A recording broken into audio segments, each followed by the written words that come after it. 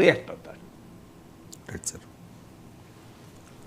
SC వర్గీకరణకు అనుకూలంగా supreme court ఇచ్చిన తీర్పును టీడీపీ సమర్థిస్తోంది సార్. 1999లోనే మేము అమలు చేశాము అని చెప్పి ఆ క్రెడిట్ తీసుకునే ప్రయత్నం కూడా చేస్తోంది. అండ్ ఏపీలో మాలల జనాభా ఎక్కువ కాబట్టి టెక్నికల్గా ఇష్యూస్ ఏమి రాకుండా కూడా చంద్రబాబు సర్కార్ జాగ్రత్త పడుతున్న పరిస్థితి. నిన్న ఈ పొలిట్ బ్యూరో భేటీలో జిల్లా యూనిట్గా ఎస్సీ వర్గీకరణ చేస్తాం, ఉపకులాల జనాభా ప్రాతిపదికగా రిజర్వేషన్లు, జిల్లాల్లో దామాషా ప్రకారం లబ్ధి అని చెప్పి, మరి ఎలా అయితే ఎవరికి సమస్యలు ఉండవు, అభ్యంతరాలు ఉండవు అనేది చంద్రబాబు నాయుడు మాట సార్. నిజంగా సమస్యలు ఉండవు అంటే దీనికి బ్యాక్గ్రౌండ్ కూడా ఏంటంటే టీడీపీ ఏర్పడిన నాడు కాంగ్రెస్ పార్టీ ఒకటే ప్రత్యర్థి. కాంగ్రెస్ ప్రధానంగా ఎస్సీ ఎస్టీ మైనారిటీలు వీళ్ళ ఓట్లు బలంగా కాంగ్రెస్కి వచ్చాయి. అఫ్కోర్స్ అప్పర్ కాస్ట్లో రెడ్లు వీళ్ళు వచ్చేది. టీడీపీ వచ్చాక అప్పర్ కాస్ట్లో కమ్మాస్ టీడీపీ వైపు వచ్చారు. ఆడ ఎలక్షన్లను బట్టి కాపులు కాంగ్రెస్తో ఉన్న అడపాదడప కొంత డివిజన్ కనబడింది.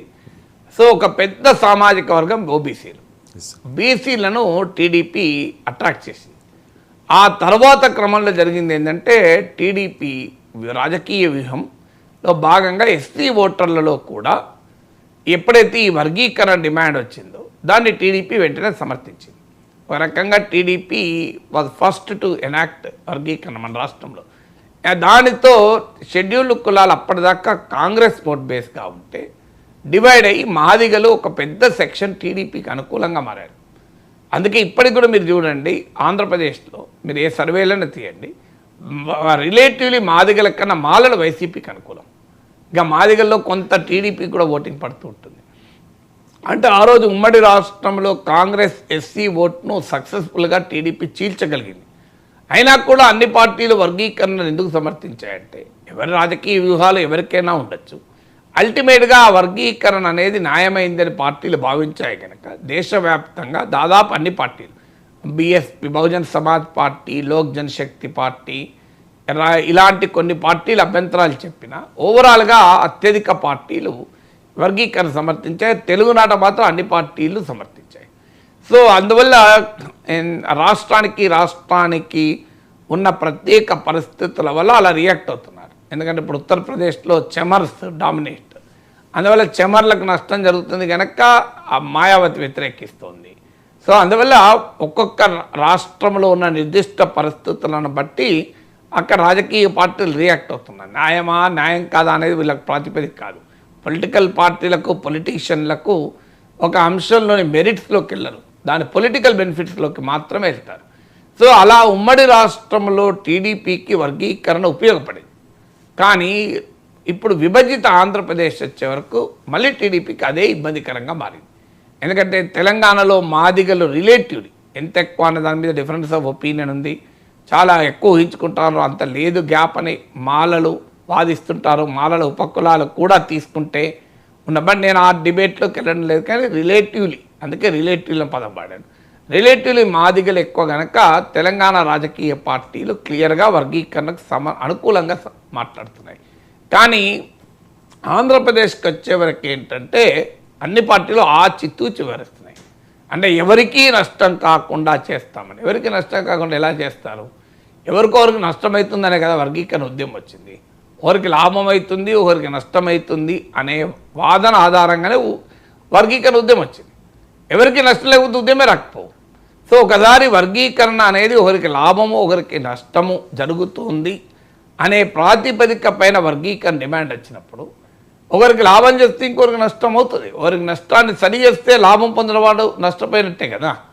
సో అనివార్యంగా ఈ ఇష్యూ వస్తుంది. రాజకీయ నాయకులు తెలివిగా మాట్లాడుతుంటారు కానీ అది ప్రాక్టికల్గా, ఎందుకంటే వాళ్ళకు అందరు ఓట్లు కావాలి కనుక మాట్లాడుతుంటారు. కానీ ఈ ప్రాక్టికల్ రియాలిటీ అయితే వస్తుంది. అందువల్ల ఇప్పుడు ఏంటంటే వర్గీకరణను టీడీపీ డిజైన్ చేసుకోలేదు, ఈవెన్ వైసీపీయే డిజైన్ చేసుకుంటలేదు. వర్గీకరణ వైసీపీ కూడా సమర్థించింది కానీ ఎవరికీ నష్టం కాకుండా చేయమని ఒక కేవియట్ పెట్టారు. సో ఇప్పుడు వర్గీకరణకు టీడీపీకి ఒక సంబంధం అందరికీ తెలుసు. కృష్ణమాదిగానే ఓపెన్గానే చంద్రబాబు నాయుడు ప్రశంసిస్తూ మాట్లాడాడు కదా. సో అందువల్ల that is a fact of history. వర్గీకరణకు టీడీపీకి మధ్య ఉన్న సంబంధం అది. కానీ ఇప్పుడు ఏం చేయాలి మరి? ఆంధ్రప్రదేశ్లో ఈ వర్గీకరణను వ్యతిరేకించే మాలలు ఎక్కువ, కానీ వర్గీకరణనేమో టీడీపీ ఓన్ చేసుకున్నది నిజం. అందుకే ఫస్ట్ స్టెప్ ఏం చేశారంటే ఎక్కువ మాట్లాడలేదు.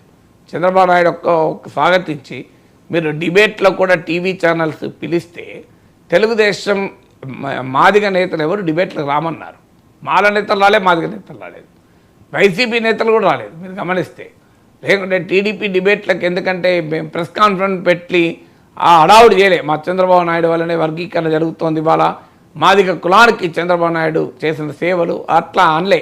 మీకు ఒకప్పుడు ఎన్నికల్లో అందరికన్నా పెద్ద మాదిగ చంద్రబాబు అని పెద్ద పెద్ద పోస్టర్లు పెట్టారు. అలాంటిది ఇప్పుడు చేయడం లేదు, హడావుడి చేయడం లేదు మీరు గమనిస్తే. ఎందుకు హడావుడి చేయడం లేదంటే హడావుడి చేస్తే కౌంటర్ వస్తుంది, బ్యాక్లాష్ అవుతుంది అని టీడీపీలో ఆందోళన ఉంది. ఈ పొలిటికల్ కాంటెక్స్ట్లో దీన్ని ఇప్పుడు ఎలా అమలు చేయాలి అన్నప్పుడు జిల్లాల వారిగా అమలు చేస్తామన్నారు. అమలు చేయవచ్చు జిల్లాలుగా, ఎందుకంటే నేను చదివాను ఎక్కడో మహారాష్ట్రలో కొన్ని కులాలు అన్ని జిల్లాల్లో ఎస్సీ, కొన్ని కులాలు కొన్ని జిల్లాల్లోనే ఎస్సీ. సో రాష్ట్రమంతా కూడా ఎస్సీ గుర్తింపు లేని కులాలు కూడా ఉన్నాయి. అందువల్ల జిల్లాల వారిగా వర్గీకరణ చేయవచ్చు. ఇప్పుడు తెలంగాణలో కూడా ఒక ఆర్గ్యుమెంట్ ఉంది, that has to be properly verified by జనగణన ద్వారా. మీకు ఆదిలాబాద్ జిల్లాలో మాత్రం మాలలు ఎక్కువ, ఎందుకంటే అక్కడ మాలలు అంటే నేతకాని అనే ఒక కమ్యూనిటీ ఉంటుంది. ఇప్పుడు నేను పుట్టిన ఊరు, మా ఊరిలో మీకు ఎస్సీ అంటే మాల కాదు, అందరూ ఎక్కువ నేతకాని వాళ్ళే ఉంటారు. సో వాళ్ళే ఎక్కువ జనాభా. సో అందువల్ల ఆదిలాబాద్లో మీకు మాల ఉపకులాలు ఎక్కువ అంటారు. సో అందువల్ల ఇలా జిల్లాల వారీగా డెమోగ్రఫిక్ తేడాలు కూడా ఉండవచ్చు. ఆంధ్రప్రదేశ్లో 26 జిల్లాలు ఎలా ఉందని నేను స్టడీ చేయలేదు. కానీ ఇప్పుడు సమస్య ఏంటంటే దాన్ని ఎస్టాబ్లిష్ చేయాలి. ఎందుకంటే సుప్రీంకోర్టు వర్గీకరణపై ఇచ్చిన తీర్పులో చాలా క్లియర్గా మాట ఉన్నది, పొలిటికల్ ఎక్స్పీడియన్సీ వల్ల చేయకూడదు. పొలిటికల్ రాజకీయ అవసరం రీత్యా ఇప్పుడు టీడీపీకి రాజకీయంగా నష్టం కాకూడదు కనుక జిల్లాల వారీగా వర్గీకరణ చేస్తారంటే కోర్టు ఒప్పుకో. ఎందుకంటే సుప్రీంకోర్టు ఈ తీర్పులో క్లియర్గా చెప్పింది, మీరు ఏది సబ్జెక్ట్ ఎమినబుల్ టు జ్యుడిషియల్ రివ్యూ, న్యాయ సమీక్ష చేస్తామని కూడా చెప్పింది.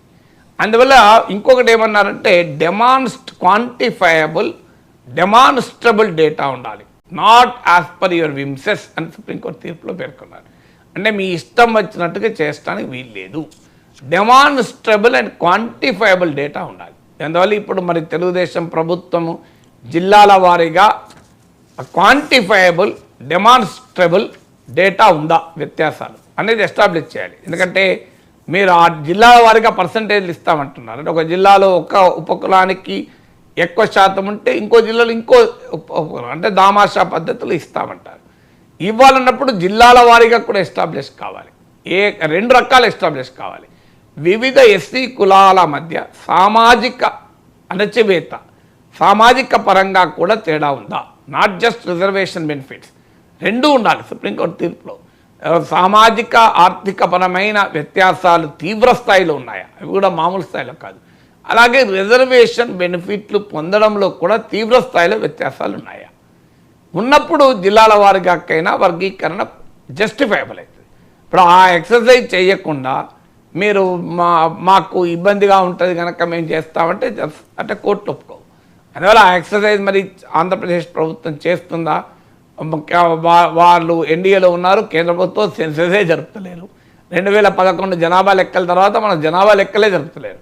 మోడీ ప్రభుత్వానికి జనాభా లెక్కలు జరపడం ఇష్టం లేదు, క్యాన్సర్ తర్వాత సెన్సెస్ ఇష్టం లేదు. ఎందుకంటే కరోనా చెప్పి ఇన్నేళ్ళు వాయిదా వేశారు. ప్రపంచమంతా కరోనాలో అమెరికాతో సహా జనగణన జరిపాయి, భారతదేశంలో ఎన్నికలు జరిగాయి. ఇప్పుడు కరోనా అయిపోయి ఇన్ని రోజులు అయితే కానీ ఇంతవరకు సెన్సెస్ జనాభా లెక్కలు ఒక కీలకమైన డాక్యుమెంట్ అదే జరుపుతలేదు. మరి జనాభా లెక్కలే లేకుండా, కాస్ట్ సెన్సెస్ లేకుండా ఏ జిల్లాలో ఏ ఉపకులం ఎంత దామాషాలో ఉన్నదనేది ఎవరు నిర్ణయించాలి? So this is the question Chandrababu Naidu government should answer. మీరు ఎలా డిసైడ్ చేస్తారు అంటే ఏ జిల్లాలో ఏ కులం ఎంత దామాషాలో ఉంది, ఏ జిల్లాలో ఏ ఉపకులం ఎక్కువ రిజర్వేషన్ పొందుతుంది, జనాభాతో పోలిస్తే ఏ ఉపకులం జనాభాతో పోలిస్తే తక్కువ రిజర్వేషన్ ఫలితాలు పొందుతుంది. దీన్ని ఎస్టాబ్లిష్ చేయగలగాలి. ఎస్టాబ్లిష్ చేయకపోతే ఎస్సీలకు అన్యాయం జరుగుతుంది, మళ్ళీ న్యాయ సమీక్ష కోర్టుల చుట్టూ తిరగాల్సి ఉంటుంది.